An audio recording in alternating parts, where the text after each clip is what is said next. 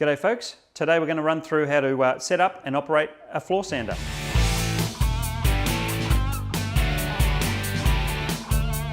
Kennards Hire have a variety of floor sanders available. The main floor sander or drum sander, which does the main bulk of the work in your large floor refinishing jobs. Then we move through to our edger. So the large machine can't get all the way up into corners and right up against the corners of walls. So we've got an edger which gets right in those tight and hard to reach places. And then finally we have an orbital sander. So this is the sander that you use to help finish off the job, the fine sanding in preparation for your final sealing or whatever you're going to do to finish off the job. So with setting up the drum sander, chances are to transport it into your car, it'll be pulled apart in a couple of pieces, like I said, making it easier to transport and to lift. Once you get it to your place, it's just a case of getting the handle, placing the handle back in the receiver here. And once the handle goes back in, you've got to tighten up this clamp here. Now, a safety thing, really key thing, is you've got to make sure this is really, really tight. So when the machine starts moving, operating, it's going to vibrate a little bit. So you've got to make sure that's nice and tight so it doesn't vibrate loose and potentially come away from the machine. Next up, we insert the power cord. Once it's installed, just a twist lock. Next is our dust extraction tube. So the tube just slots into that hole there. Then we get our dust bag. Find the open end, insert it over the end, gather it up and wrap it around the tube and roll the rubber ring back down over the top, all the way down to there's a slight flange there. So roll it down to the flange and it's going to stay in place. Finally, we've got to install our sandpaper. So just tilt the machine back, lift the front guard here.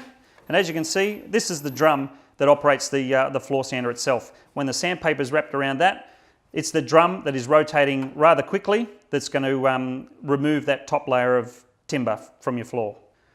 So next, just to install the sandpaper, I've actually just thrown my gloves on since we're using some tools and we've got some moving parts here, so just to be safe. So on the drum, we've got this spring-loaded plate with the two screws that hold the plate in place. So you just need to get your sandpaper, tuck it in under that plate, and we just screw these screws back in, and this is going to help hold the sandpaper in place as we rotate this drum.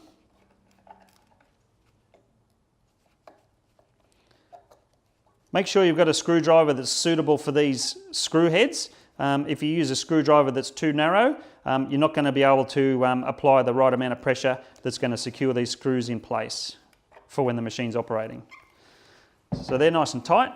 We just need to wrap the sandpaper around the drum as we roll the drum around, keeping it nice and tight and snug on the drum.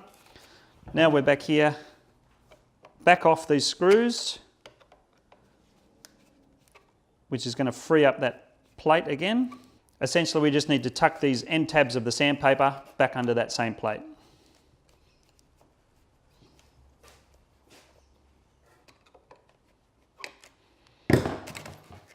So a quick tip, just fold these tabs down a little bit. It's going to help tuck them in under that plate.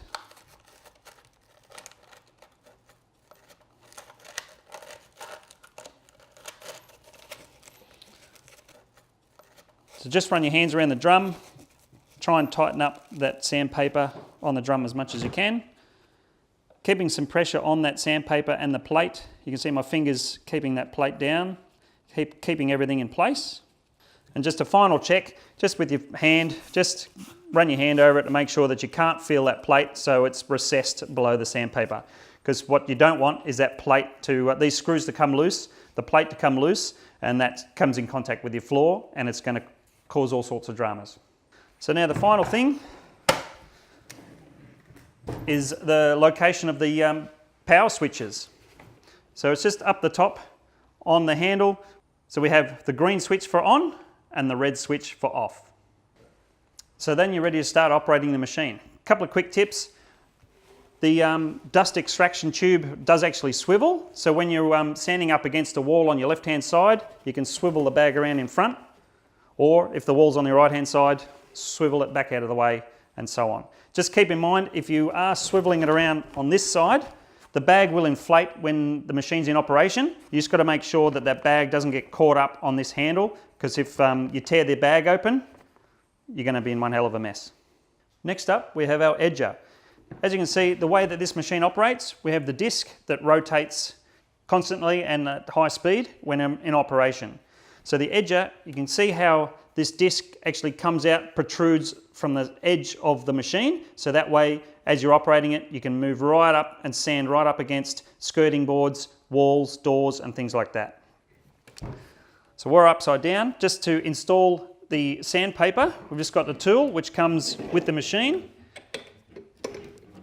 Loosen off the center bolt. As you can see, this bolt has a little insert cup as well. Obviously make sure it's grit side down. Insert that bolt again.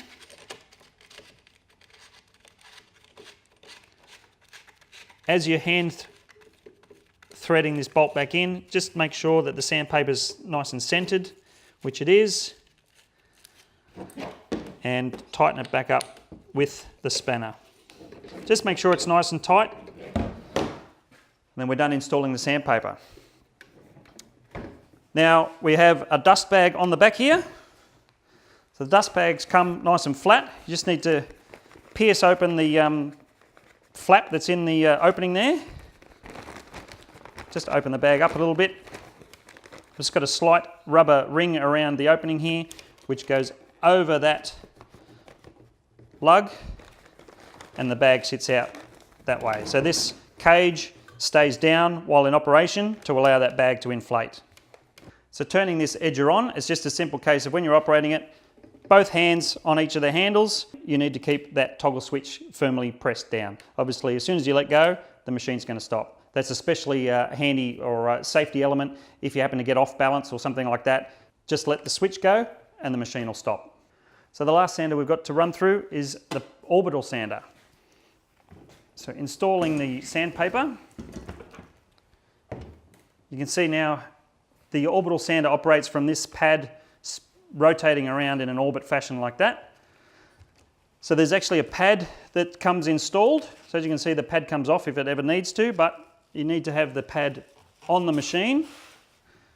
And then the sandpaper has got adhesive or glue on the back. So just peel off the backing paper, line it up neat. And that's the sandpaper installed. Tilt the machine back up. Now if during transportation the handle has been removed, similar to the drum sander, it's just a case of installing the handle, although here's the knob to make sure it's all secure, nice and tight. Also, don't forget the power cord at the back. Just ensure it's twisted so it's locked in nice and tight. So the handle, as you can see, is straight upright, so chances are for transportation it'll be in that position. But on the right hand side of this unit here, just when the machine's down on the floor, it's easy to do it with your foot.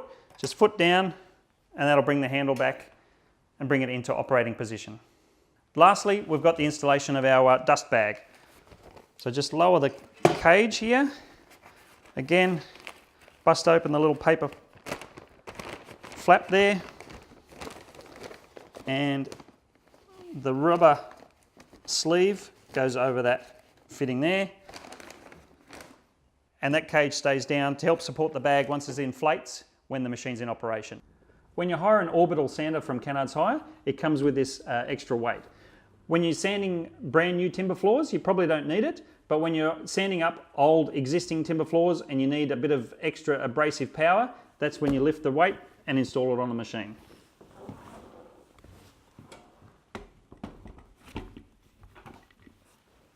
Easy as that. To operate the machine, it's just a simple case of hitting the toggle power switch. Don't forget, as soon as you hit the switch, it's going to start sanding, so you need to make sure you start moving immediately. That way you don't over sand in the one spot.